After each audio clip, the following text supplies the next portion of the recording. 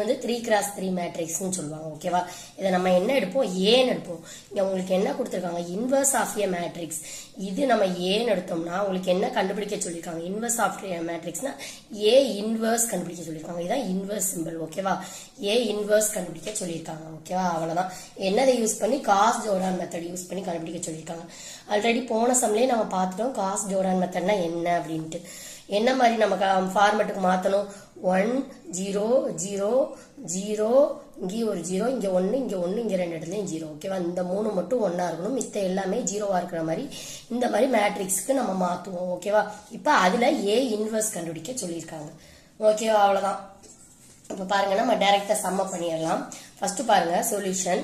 உங்களுக்கு ஏ கொடுத்துருக்காங்க. ஏ காமா ஐங்கிறது என்னது? ஐ மேட்ரிக்ஸ்னா என்னது?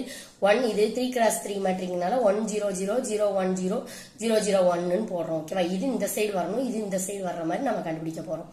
ஓகேவா? இப்ப ஐல 2x2 மேட்ரிக்ஸ்னா 0 1 1 0 உங்களுக்கு ஏற்கனவே தெரியும். இது வந்து 3x3 மேட்ரிக்ஸ்னால இந்த இது போட்டிருக்கோம். 2x2 கேட்டா இந்த மேட்ரிக்ஸ் போட்டு நீங்க கண்டுபிடிக்கணும். ஓகேவா? ஃபர்ஸ்ட் பாருங்க நம்ம என்ன செய்யணும்? இந்த நம்பரை வந்து 1 ஆக்கணும்.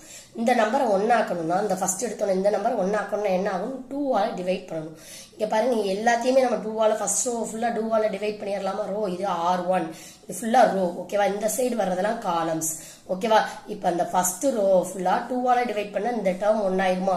சோ என்ன எழுத போறோம்?